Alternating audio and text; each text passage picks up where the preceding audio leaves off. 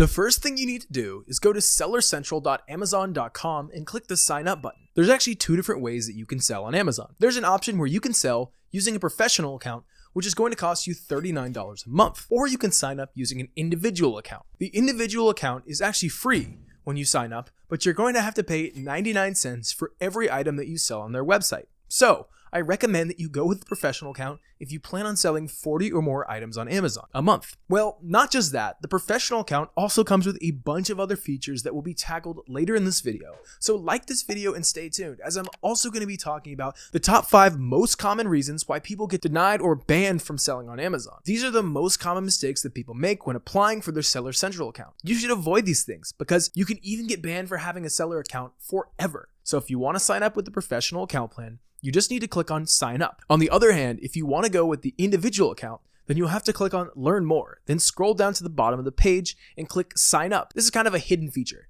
It's just a good hack if you're planning on starting your Amazon account, and of course, if you want to save a lot of money. In case you've changed your mind and want to switch to a professional account, you can always upgrade your selling plan later. I'm sure many of you will be wondering, what if I don't sell any products for a few months and you choose to sign up with the professional account? Then paying $39 a month will be huge or cost you a lot more than your sales. Actually, you can send a message to their seller support saying, hey, I haven't sold any products for the last 2 months. Can you please make a refund for the last 2 months worth of selling fees? And yes, they do that. But here's another very important thing. You need to plan ahead of time. You need to make sure that you sign up for your Amazon seller account a few months before you actually plan on selling on Amazon. This is because in some cases, there will be delays where it takes a certain amount of time for you to get approved. Once you're fully decided on what account you want, you're going to click sign up, and it will lead you to one of the most important steps of this entire tutorial. But before that, make sure to hit that like button down below because I'm now going to share with you one of the top 5 most common mistakes why people get denied and even banned when selling on Amazon. Number 1 is that people get banned from selling on Amazon because they want to create a new account, but they already have an existing one,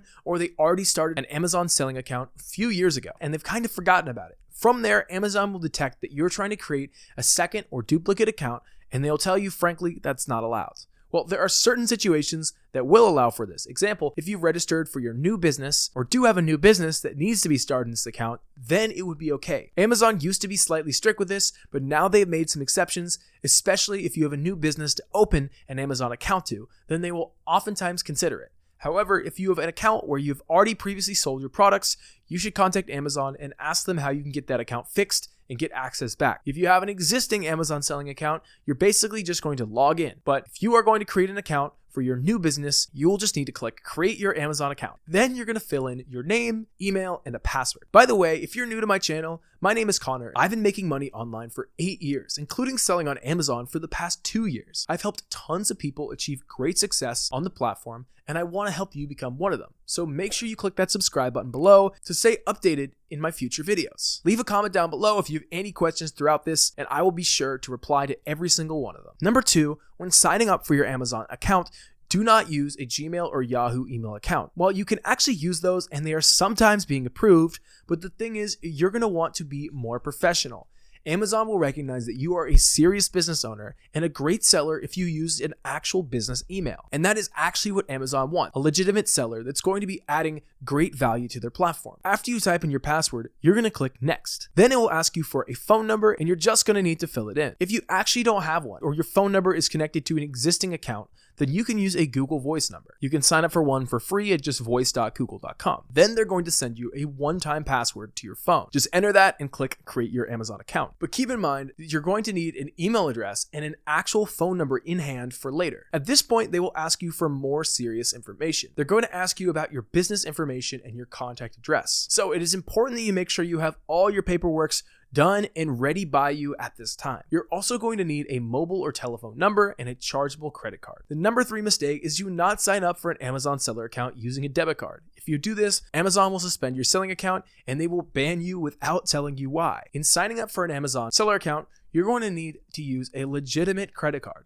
At the end of this process, they will ask you for details for your identification. Here, you can either use a picture from your passport or a picture from the front and back of your driver's license. Now, if you're watching this video, you may be in the US, you may be overseas, and this documentation may vary depending on what part of the world you're in and what marketplace you're trying to sell for. Keep in mind your country's documents that you will need, and you can check on Amazon and they will tell you exactly what documentation you'll need for where you're trying to sell. Also keep in mind that sellers of any country can sell on Amazon US regardless of whether they live there or not. In fact, over 60% of all sellers on Amazon US are from different countries. Now, there are a lot of different things that people mess up in their signing up process and they end up being unable to sell on Amazon. I'm going to guide you through this, so you have to look closely and really pay attention. So the first thing we're going to do is select a business location. I'm located in the United States, so I'm going to put US. Now, as I mentioned earlier, some of you will be probably wondering, what if I'm not located in the United States? And the answer, as I mentioned, is you can still sign up to sell on Amazon wherever you are located in the world. Then you're going to select the entity type of your business. If you don't know the answer to this, you're just going to put none. I'm actually an individual seller. Actually, you can sell on Amazon even without legitimate business structure. You're just going to have to use your social security number if you're located in the United States,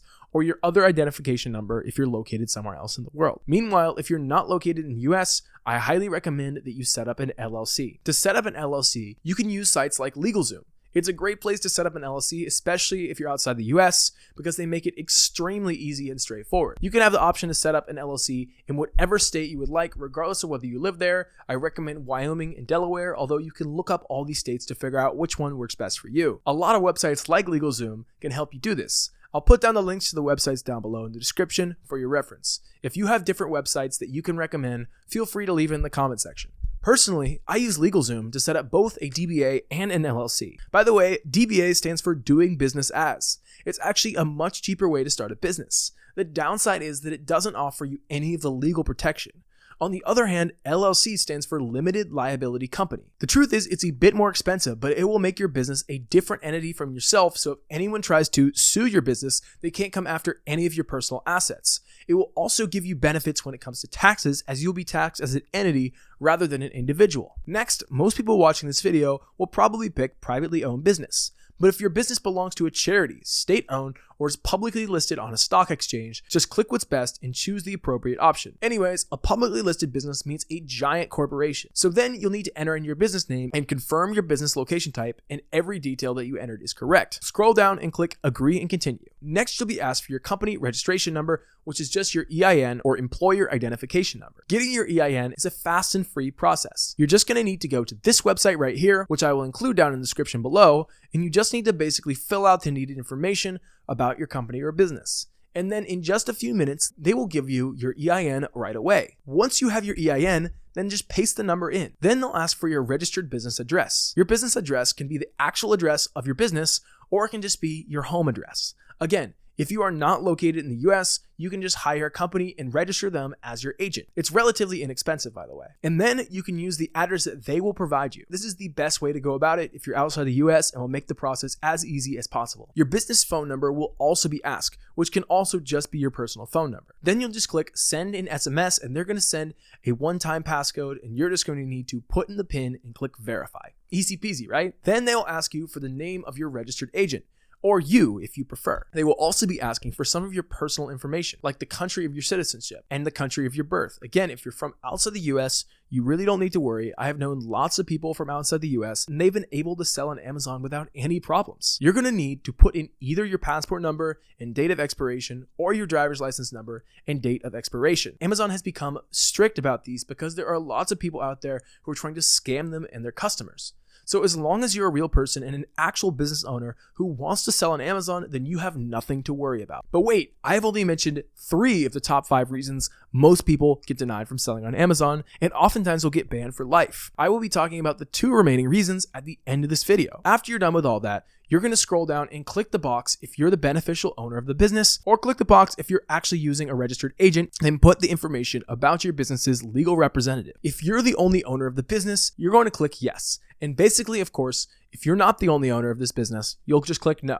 it will ask for some information about the other owners of the business, and you're just going to need to fill that in as well with the correct information. Before you can proceed to the next step, Amazon is going to give you a warning about a few important things, like you're going to need a valid bank account number, and this means to be a bank account that Amazon can easily send money to, deposit money into, and that you can easily withdraw money from. And if you're selling in Amazon US, this needs to be a bank account that can process US dollars. Well, if you do not have any business bank account, you can easily get one. All you're going to need is your DBA or your LLC paperwork, and we'll give them to your local bank and give them your paperwork of your choice. Your local bank will then set up a business bank account for you. If you're located in the United States, US Bank is great for this because it provides you with a free business bank account. But if you're outside the US, you can always go with a bank like Payoneer or First World Bank. Just remember that the name on the bank account must be the same as your name or your business name that you'll need to use on Amazon. The reason why you'll want to use a separate bank account than your personal bank account when dealing on Amazon is to keep your money separate. This is important when it comes to getting the protections from an LLC. If you want to stay protected under the LLC's guidelines, you need to keep the money separate and not intermingled. And the second reason is for tax purposes.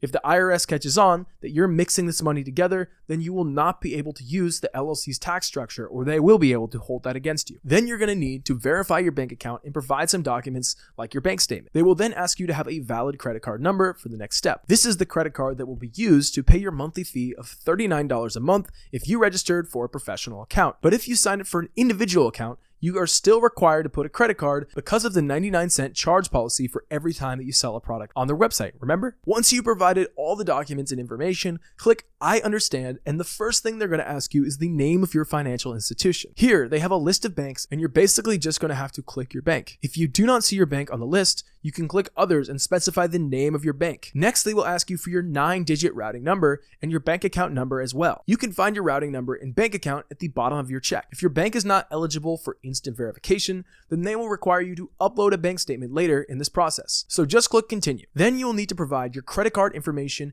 and again, make sure that you do not use a debit card or prepaid Visa card. Only use a legitimate credit card. After you fill in your credit card details, click next. At this part, they're going to ask what your store name would be. This can actually be tricky and will make a lot of you think, but the truth is you can put whatever you want in this moment, and you can always change it later. For now, you should pick a relatively broad store name so that you will be able to sell a variety of products on your Amazon seller account, unless you're only planning on selling one or two things. But if you are just starting out in your first business and you only sell one type of product, choose the name of that one single product. It really doesn't need to be the same as your LLC, but I would personally recommend that it match with your LLC. Just enter it in, fill it in, and it'll tell you if the store name is available or not. They are also going to ask you a few more questions. First, you're going to be asked if you have a universal product code or UPC for all of your products. If you want to sell on Amazon, you need a UPC. UPCs are those little barcodes and can be found on your products. To get a UPC, you're going to need to go to gs1.org, and you only need to pay a fee of $30. Actually, it is better if you get a UPC code for your products before creating your Amazon seller account. Here, they will ask you if you have any diversity certifications that you would like to add to your business account.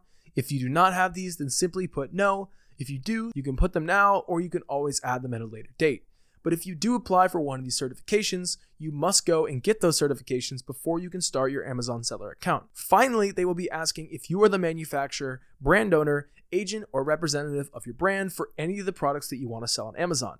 Basically, if you're selling your own product on Amazon and no one else is selling that product on Amazon, that means that you're selling a private label product. So here, you're going to click yes. If you're doing retail arbitrage or wholesale on Amazon, then click no. A private label is when you take a product from a manufacturer, put your own label and brand on it, and sell it on Amazon. You can find these manufacturers on places like Alibaba, or basically find manufacturers anywhere in your location. Wholesale is when you buy products in bulk at a discounted price and sell them on Amazon for a little bit higher price. On the other hand, retail arbitrage is when you go out to physical stores and you find products that are on sale at a huge discount and then you sell them on Amazon. If you choose the option yes, then they will be asking you if you own a registered trademark for the branded products that you're going to sell on Amazon. If you're doing private label or selling your own product, you should get your logos trademarked. But it's okay to say no, and you can always get your trademarks added later. If you do have a trademark, you will gain access to brand registry, which makes your product protected from other people who intend to mess with your Amazon listing. And if you don't, well, basically means there may be instances where other people can change your Amazon listing, which could cause you a lot of issues to address. More importantly, by having brand registry, it will give you access to a lot of other features, including enhanced advanced brand content, which allows you to add images, videos, and more information to your product listing page, which makes the chances of people buying your products a whole lot higher, therefore more sales. This is not actually required, but I highly recommend getting a trademark for your products that you're going to be selling on Amazon. You just have to keep in mind that it often takes about 6 months to get your trademark, so make sure to get started in your trademark process ASAP. Once you're done filling this out, go ahead and click Next. Before you submit and finalize your application, they're going to ask you a couple more questions. They're going to ask you to upload your identifying documents. Again, you can upload your passport or the back and front photo of your driver's license. They will be requiring you to upload your bank statement as well. I recommend that you go to your bank's website and download a PDF of your bank statement and upload it from there. Once you've finished all that, you can click Submit. But let me warn you that a lot of times after you submit your application for Amazon seller account, they will send you an email asking for more additional information and documents.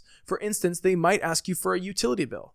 Then you're going to need to submit a utility bill that has a matching address with the business address that you registered for. Now going back with the other 2 remaining reasons why a lot of people end up getting denied from their Amazon seller account. Number 4, if you do get approved for your Amazon seller account and within a month you start changing details on your registered information, let's say for example, you switch your bank account information or you change your business address, this will be a red flag to Amazon. This will lead to your account being suspended and even banned.